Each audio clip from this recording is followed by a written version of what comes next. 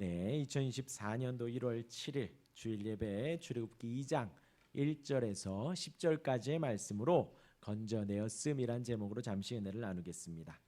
출애굽기 강해를 하고 있습니다. 오늘은 출애굽기 2장입니다. 지난주까지 애굽 왕은 이스라엘 백성들의 급속한 인구 성장을 두려워했습니다. 수가 많아지는 것을 억제하기로 결심을 하지요. 처음 바로가 했던 정책은 그들 위에 감독을 세우고 무거운 짐을 지우고 괴롭게 일을 시키는 것이었습니다. 그러나 학대를 받을수록 더욱 번성하여 갔다 성경이 기록합니다. 그 다음으로 바로는 히브리 산파들을 불렀지요. 이스라엘 사람들이 남자아이를 낳으면 너희가 잘 살펴보고 죽이라 명령을 했습니다. 그 산파들 십부라와 부하는 그 왕의 명령보다도 하나님을 더 두려워하였다 성경이 기록합니다. 애굽 왕의 명령을 어기고 남자아이들을 다 살립니다. 마지막으로 바로가 그의 모든 백성에게 명합니다. 아들이 태어나거든 나일강에 던지라, 딸이거든 살려두라 라고 했지요. 이것이 지난주의 말씀이었습니다. 두 산파들의 아름답고 빛나는 믿음을 말씀을 드렸지요. 또 그 믿음과 소유리문답의 내용을 말씀드리면서 저와 여러분들 우리가 아름다운 빛나는 믿음을 소유하기를 권면드렸었습니다. 24년도도 그렇게 믿음의 한 걸음 한 걸음 가실 수 있기를 바랍니다. 구체적으로 말씀드렸지요. 모든 공예배에 혹은 언어와 행동 속에 혹은 주초를 하시는 분들 구별된 삶으로 그렇게 믿음의 선배로서 명예와 권위를 지켜가시라 말씀을 드렸습니다. 이어서 오늘 말씀입니다. 모세의 탄생 기사가 나와 있지요. 그가 어떻게 살아남았는지 나옵니다. 또한 어디서 어떻게 자랐는지 어린 시절의 모습이 잠깐 나옵니다. 세 가지를 말씀드리겠습니다. 첫 번째는 모세의 부모의 믿음을 잠시 소개하고요. 두 번째는 그들이 또 상자를 만듭니다. 상자를 만들어서 아이를 보냅니다. 그리고 이 모든 것이 우연히 된 것이 아님을 하나님의 주도적 인도하셨음을 말씀을 드리겠습니다. 또 마지막으로 그 상자를 애굽의 공주가 건져냅니다. 모세가 구원받은 것이지요. 유다서에서는 지켜주셨다 고백을 합니다. 우리도 지켜주셨습니다. 이 부분을 전할 테니 잘 들어보시기를 바랍니다. 첫 번째, 모세의 부모의 믿음입니다. 이 모든 일이 발생하고 진행되는데 오늘 2장 1절의 첫 번째 문구가 레위 가족이라고 시작을 합니다. 가족은 가문 혹은 족속이라고도 번역이 될 수 있습니다. 곧 이 모세의 부모는 두 사람 다 레위 사람이라는 것입니다. 오늘 이제 단락에서는 그 부모의 이름이 나오진 않지만 이제 조금 후 6장에 가면 그 모세의 아빠는 아므람이라고 하고 또 아내는 그의 고모인 요게벳이라고 나옵니다. 부모가 둘 다 순수 혈통 레위 가문이라는 것입니다. 그것을 지금 2장 1절에서 먼저 소개하고 있는 것이에요. 곧 이들은 하나님을 경외하는 사람들이었고 하나님을 잘 섬겼다라는 것을 이 단어에 담고 있는 거예요. 레위 족속이다라는 것이지요. 그 요게벳이 임신하여 아이를 낳았습니다. 이제 뒤에 보면 나오죠. 누이도 나오고요. 또 모세가 또 사역을 시작할 때에 모세의 형 아론도 있습니다. 그러니까 이 모세가 그 두 부부의 첫 아이는 아니라는 거예요. 이제 무튼 이제 2절에서 그 아기가 태어났는데 잘생겼다라는 거예요. 이 단어 또한도 이제 토브라고 하고요. 좋았더라. 어디가 떠오르지요?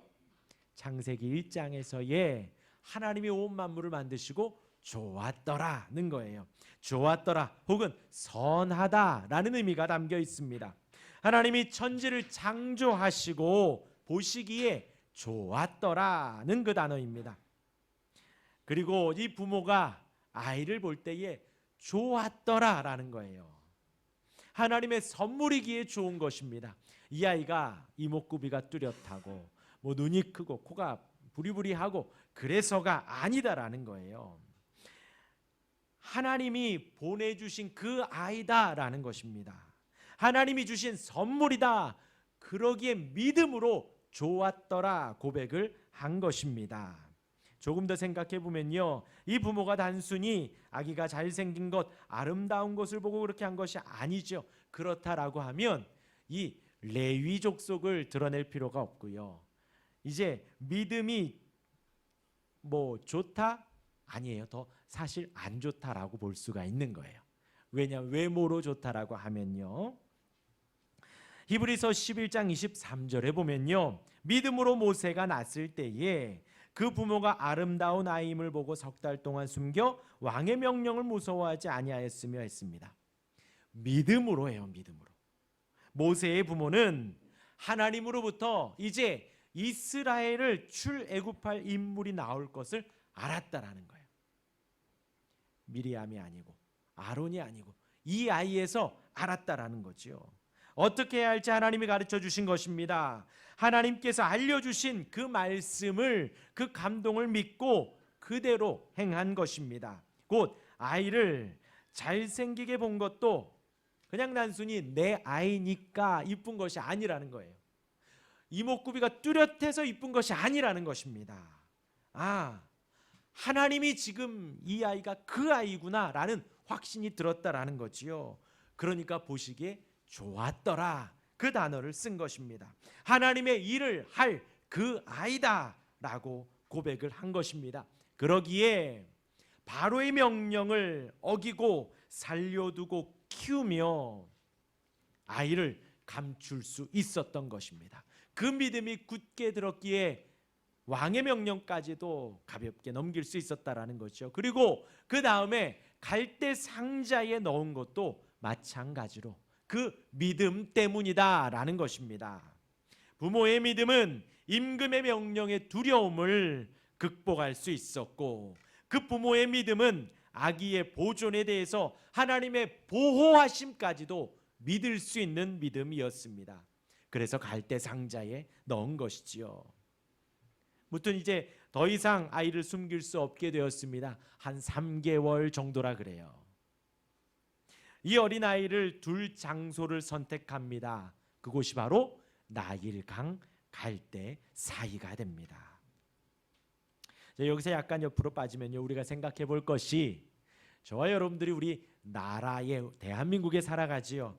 우리나라의 법을 준수하며 살아갑니다. 근데 지금 이 모세는 그 바로의 정책, 국가의 권세, 법, 규칙을 지킨 건가요? 지키지 않은 건가요? 지키지 않은 거예요. 그런데 저와 여러분들은 지켜야 하나요? 지키지 않아야 하나요? 순종하고 복종하고 그 법을 잘 지켜야 합니다. 그렇게 저와 여러분들이 납세를 하지요. 세금을 내고요. 또 우리 남자들은 군대를 그렇게 갔다 오지요. 또 그렇게 법을 잘 지켜갑니다. 하지만 정부가, 나라가 어떤 법을 제정한 것이, 그렇게 제정한 것이 하나님의 계명을 어기라고 한다든지 하나님의 말씀을 불순종하라고 하는 것이라면, 지금 이와 같이요, 바로가 어떤 명령이요? 태어난 아기, 남자 아기들을 다 죽이라 한 것 같이, 그렇게 할 때 어떻게 해야 할까요? 이 규칙, 이 법을 지켜야 할까요? 성도들은, 아니 사람들은, 인간들은 하나님을 위해 나라의 법을 거부해야 합니다. 저와 여러분들 성도뿐만이 아니라 제가 본 책에 이렇게 나왔어요. 인간들은, 사람들 모두는 나라의 법을 거부해야 된다는 거예요. 살인하지 말라 했는데 살인하라고 하고, 나라에서 간음하지 말라 했는데 간음하라고 한다면 그 법을 거부하라는 것이지요. 거부해도 계속해서 진행되는 법이라면요, 정부에 대한 거역이 불가피하다면 어떻게 해야 할까요? 대항해야 하지요. 그런데 이제 중요한 것은요, 우리가 반항적인 태도로 대항하기보다도 하나님을 두려워함으로 대항해야 된다는 거예요. 말씀을 준행하며 하나님을 두려워하며 지혜롭게 감당을 해야 합니다. 이 부분은 나중에 또 언급할 수 있을 때 언급을 하고요. 오늘 이제 이 본문에서는 중요한 것이 이것이 아니고요. 그 부모가 믿음으로 아이를 살리고 믿음으로 그 왕의 명령을 거역하였습니다. 그리고 나서 이제 다시 본문으로 와서요. 이제 모세의 부모는 믿음으로 바로의 명을 두려워하지 않고요. 그 가운데에서 이제 두 번째로 그 부모는 갈대 상자를 만듭니다. 이 상자라는 단어가 노아의 방주와 동일한 그 히브리어 단어를 사용했습니다. 그래서 상자가 곧 방주를 의미하는 거예요. 방주가 노아와 인류를 구원하는 그 구원의 방주가 되었지요. 하나님의 택한 성도를 구원하시는 그리스도를 모형화한 것입니다. 곧 이 아이는 갈대 상자 안에서 안전했습니다. 이 아이는 그리스도 안에서 생명을 얻은 것입니다. 곧 모세의 부모는 이제 3개월이 되었으니 아이를 더 이상 못 키우겠다 하고 버린 것이 나일강에 죽이기 위하여 던진 것이 아니라는 거예요. 또한 맹목적으로 어떻게 되겠지 하고 놓아버린 것 또한도 아닙니다. 이들은 가장 안전한 갈대 상자 방주와도 같은 그 홍수 가운데에서도 보호해주는 방주와도 같은 갈대 상자를 만들어서 사람들이 목욕을 할 수 있는 그 나일 강변의 갈대 사이로 아이를 내려놓은 것이지요. 대충 한 것이 아니라는 거예요. 어떻게 되겠지 하고 던진 것이 아니라는 거예요. 계획하고 정밀하고 정교하게 하나님의 뜻을 받들어 믿음 가운데 상자를 만들어 상자를 내어 놓은 것입니다. 곧 이 모든 일들 속에 우연이 된 것은 하나도 없다는 것이죠. 어쩌다가 뒷걸음질 치다가 밟은 것 또한 아니다라는 것입니다. 바로의 공주가 하수로 내려와서 목욕을 하지요. 공주가 상자를 발견합니다. 뚜껑을 열자 히브리 아기가 있습니다. 아기가 우는데 그 울음소리조차도 불쌍히 여김을 불쌍하게 보입니다. 이 모든 것은 그냥 된 것이 아니라는 거예요. 이 모든 것은 다 제때에 일어난 것입니다. 저와 여러분들 우리는 이것을 하나님의 섭리라고 하고 하나님의 역사하심이라고 합니다. 그래서 로마서 8장 28절에 이렇게 말하지요. 하나님을 사랑하는 자 곧 그의 뜻대로 부르심을 입은 자들에게는 모든 것이 합력하여 선을 이루느니라. 오늘 본문 처음이 바로 레위 가족이라고 했지요. 이들은 하나님을 경외하고 하나님을 사랑했습니다. 기억하시길 바랍니다. 나라를 세우고 나라를 멸망시키고 혹 크게 나라 간에 전쟁이 일어나고 혹은 왕이 세워지고 대통령이 다른 사람이 되어지고 하나님은 그런 큰 일들만 하시는 분이 아니라는 거예요. 하나님은 그런 큰 일들도 하시지만 참새 한 마리도 먹이시고 입히시는 분이시고 들풀 하나도 그렇게 입히시는 분입니다. 새가 떨어져 죽는 것도 간섭하시고 심지어 우리의 머리털 하나도 세십니다. 우리의 앉고 일어섬도 알고 계십니다. 그렇다면 하나님을 경외하는 모세의 부모가 이스라엘을 구원해낼 그 모세를 갈대 상자에 넣어서 그곳에 띄운 것 결코 우연이 아니라는 것입니다. 공주가 발견하는 것 결코 공주가 그 시간 그때에 그 자리에서 목욕하는 것 그리고 발견하는 것 결코 우연이 아니라는 것이지요. 하나님께서 인도하시고 주장하시고 마음과 생각을 넣어주신 것입니다. 그리고 그 그 공주가 아이의 울음소리를 듣지요.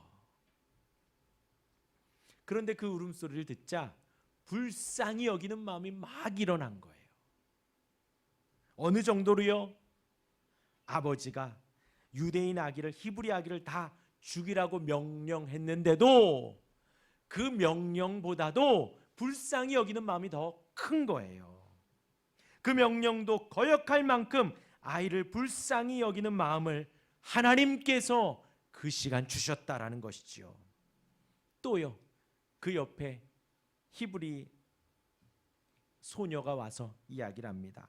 유모를 데려올까요? 그런데 그 제한 또한도 그래 그렇게 하여라 하여서 그 엄마도 유모로 받을 수 있도록 하신 분도 하나님이시라는 것입니다.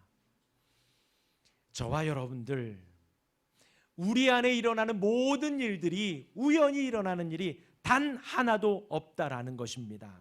그냥 일어나는 일도 없다라는 것입니다. 모든 것이 하나님의 주권 가운데, 모든 것이 하나님의 인도하심 가운데 있다는 것입니다. 사소한 것도 큰 것도 그 어느 것 하나도 자의적으로 그냥 우연히 일어나는 일이 없다는 것입니다. 로마서 11장 36절 말씀에 이는 만물이 주에게서 나오고 주로 말미암고 주에게로 돌아감이라 그에게 영광이 세세에 있을지어다. 할렐루야.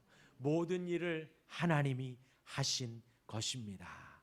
그리할 때에 하나님 영광 받으십니다. 마지막 세 번째입니다. 애굽의 공주가 모세를 건져내었죠. 무슨 상황일까요? 모세는 지금 얼마나 됐다고요? 한 3개월 됐어요. 우리 선규 정도 된 거예요. 제가 선규에게 많은 말을 해줬지만 대답은 없습니다. 저 아이가 하는 일은 눈 뜨면 울고 먹고 자고 싸고, 저 아이의 하는 일입니다. 지금 모세가 태어나서 한 3개월 어간인 거예요. 이 아이가 무엇을 했을까요? 이스라엘을 구원하는 그 어마어마한 일, 나중에 바로 앞에 서서 하나님의 말씀을 선포하고 이스라엘 백성들 앞에서 지팡이를 들고 호령하는 그 위대한 인물 모세인데, 이 100일 된 아이가 건져내기 위해서 한 일이 무엇이 있을까요? 아무것도 없습니다. 울고 먹고 자고 싸고, 이게 전부인 거예요. 그러나 하나님이 지키시고 살리시고 건져내셨다라는 것입니다. 유다서 1장 1절 말씀에 예수 그리스도의 종이요 야고보의 형제인 유다는 부르심을 받은 자 곧 하나님 아버지 안에서 사랑을 얻고 예수 그리스도를 위하여 지키심을 받은 자들에게 편지하노라. 여기서 부르심을 받은 자는 누구냐면요, 중생한 사람을 말합니다. 거듭난 사람들, 은혜 받은 사람들을 말합니다. 그래서 중생하고 거듭나고 은혜 받은 사람, 우리는 뭐라 그러죠? 살아났다 그러죠. 소생됐다 그러죠. 영혼이 소생됐다고 합니다. 부르심을 받을 때에 죽은 자들이 하나님 아들의 음성을 듣고 살아납니다. 우리말로는 은혜 받은 사람들이에요.